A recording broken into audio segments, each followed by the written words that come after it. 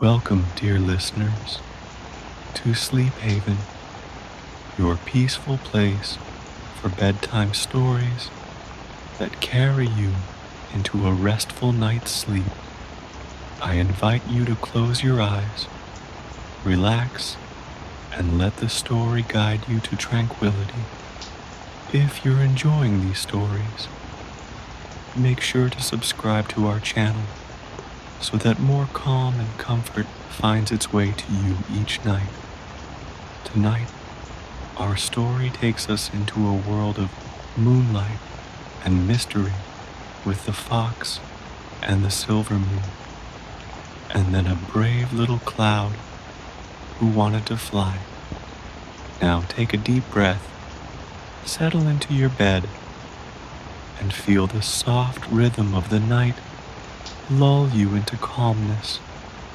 Once upon a time, in a forest where the trees whispered gently and the stars glittered like diamonds scattered across the night sky, lived a fox named Reynard.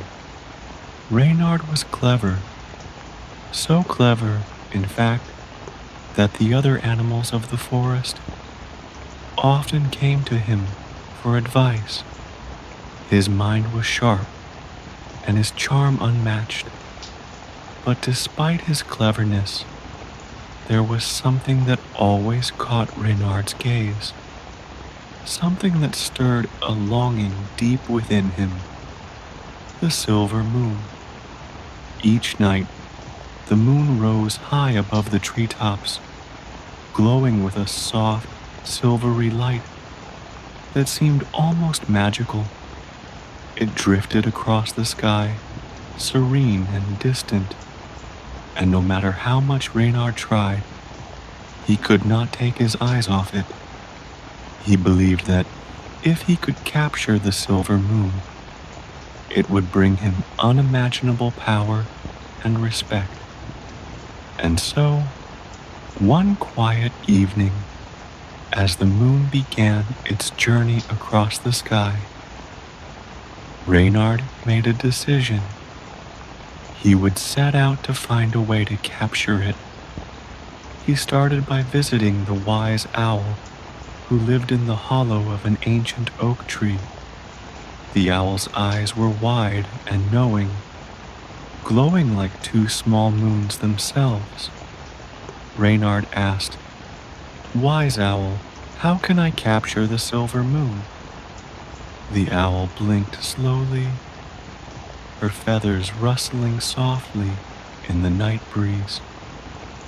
"The moon is not something that can be captured, Reynard," she said in a voice as gentle as the wind through the trees. "But if you truly seek it, visit the raven who flies in the shadow of the stars. He may hold a clue." And so, Reynard continued on his journey, the silver moonlight guiding his steps through the quiet forest. Eventually, he found the raven, perched high on a branch, his black feathers shining in the moon's glow. The raven tilted his head as the fox approached, and in a low, raspy voice, he said, "I see you seek the moon, but to find it, you'll need something more." With that, the raven dropped a single silver feather from his wing into Reynard's paw. "This feather will guide you through the darkest paths. But remember, the moon is more than what it seems." Thanking the raven, Reynard continued on his quest, feeling a deep sense of mystery and wonder. The forest around him was calm, the trees swaying gently in the cool breeze, and the night seemed to hum with quiet energy. Along the way, Reynard encountered a mischievous raccoon, his small eyes gleaming with playful cunning. The raccoon handed Reynard a small stone that glittered like the stars above. "Take this," the raccoon said with a grin. "It will help you when you feel lost. But remember, trickery alone will not lead you to your goal."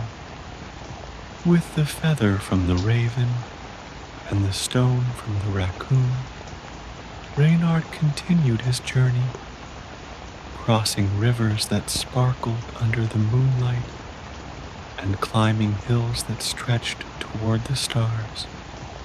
Yet, the closer he seemed to get to the moon, the more he realized that this quest was not as simple as he had imagined. One night, he found himself standing before a great cave deep in the heart of the forest, and guarding the cave was a mighty dragon, its scales shimmering with the colors of the night sky. Behind the dragon, deep in the cave, Reynard could see a glowing light, the celestial compass, a magical artifact said to lead its bearer directly to the silver moon. The dragon's eyes glowed with ancient wisdom as it spoke in a voice that rumbled like distant thunder. "You seek the compass to capture the moon," the dragon said, "but to take it, you must offer something in return, something precious." Reynard's heart began to race. "What must I offer?" he asked, though deep down he already knew the answer. The dragon's gaze pierced him as it replied, "You must give up your wit, your cleverness, the very thing that defines you." For the first time, Reynard hesitated. Could he really give up the very thing that made him who he was?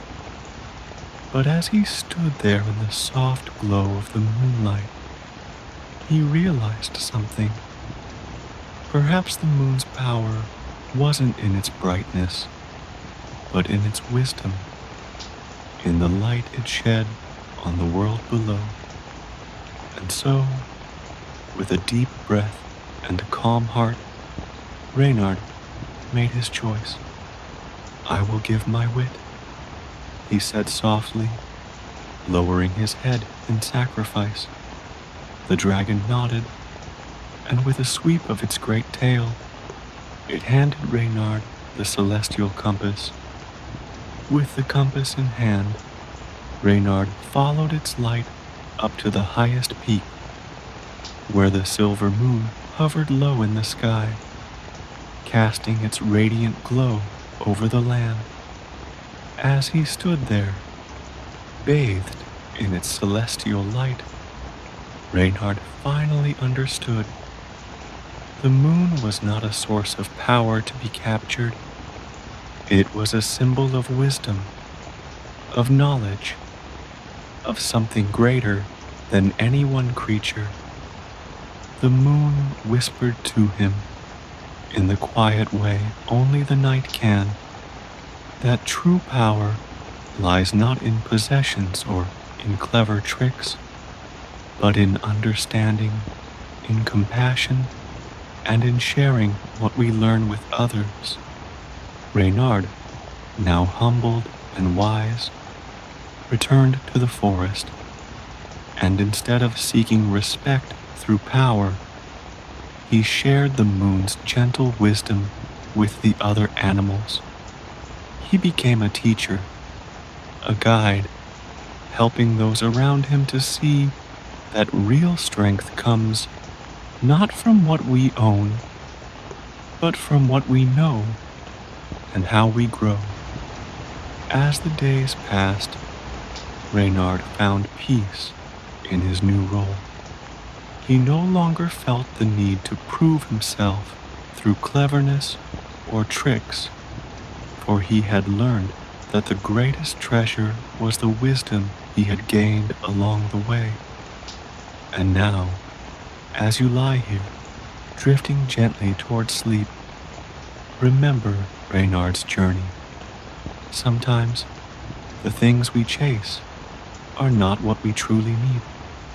Let your mind rest, knowing that the answers you seek will come in time. The night is calm, the moon is watching over you, and you are exactly where you need to be. Now, let your breathing slow and imagine yourself floating high up in the sky among the soft, pillowy clouds. Tonight's story is about one very special cloud, a brave little cloud who wanted more than anything to fly. Once upon a time, in the endless expanse of blue sky, there lived a small, fluffy cloud named Nimbus. Unlike the other clouds, who were content to drift wherever the wind took them, Nimbus had a secret wish. He didn't just want to float lazily in the sky. He wanted to fly. Not just any kind of flying either, but the kind of graceful, soaring flight that he saw in the birds who flew past him every day. Nimbus often watched the birds with awe as they spread their wings and glided effortlessly through the air, twisting and turning with the wind. He admired their freedom and longed to feel what they felt, the sensation of moving with purpose, choosing where to go, not just drifting aimlessly. But every time Nimbus shared his dream with the other clouds, they would laugh. "Oh, Nimbus," they'd say, their voices soft and sleepy. "We're clouds. We don't fly. We float. We drift. And we go wherever the wind takes us. That's just the way it is." Nimbus would nod quietly, but deep down, he knew he wasn't like the other clouds. There was a yearning inside him, a little spark of adventure that wouldn't go away. He didn't want to just float forever. He wanted to see what the world looked like from high above, to feel the rush of air around him as he soared through the sky. So one day, Nimbus made a decision. He was going to figure out how to fly. No matter what the other clouds said, he floated up to the highest part of the sky, where the wise and wispy cloud Cirrus lived. Cirrus was known far and wide as the cloud who had seen everything: storms, sunsets, and even the great mysteries of the stars. Nimbus gathered his courage and drifted over to Cirrus. "Cirrus," he said, his voice trembling slightly, "I want to learn how to fly. Not just float, but really fly like the birds do. Can you help me?" Cirrus looked down at the little cloud with kind, shimmering eyes. "Ah, Nimbus," she said, her voice as soft as the wind. "Flying is a special gift. The birds have wings, yes, but we clouds have something just as magical. The wind." "The wind?" Nimbus asked, tilting his fluffy form in confusion. Cirrus nodded. "Yes, the wind. We may not have wings, but the wind can carry us if we learn to trust it. Flying is not about forcing your way through the air, Nimbus. It's about letting go, feeling the wind around you, and allowing it to guide you. Nimbus thought about Sirius's words. Could it really be that simple? Could the wind, something that had always pushed him this way and that, really help him fly? Determined to find out, Nimbus floated down to a part of the sky where the wind blew a little stronger. He closed his eyes, just as Sirius had suggested, and waited. At first, all he felt was the familiar push and pull of the breeze. But as he relaxed, something began to change. A soft gust of wind wrapped around him, lifting him ever so gently. Nimbus opened his eyes in surprise. He was rising. The wind was carrying him higher and higher. And for the first time, he wasn't just drifting, he was flying. He let out a little laugh of pure joy as the wind twirled him through the sky.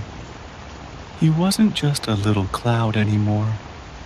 He was soaring. Nimbus flew higher and higher, dancing with the birds who passed by. They chirped in delight, amazed to see a cloud flying alongside them. Nimbus felt the rush of air around him, felt the wind lifting him up and twirling him gently through the sky. He dipped and soared, turning and spinning with the breeze, feeling free and light as air. As the sun began to set, painting the sky in shades of pink and orange, Nimbus floated back down, his heart full of joy. He had done it.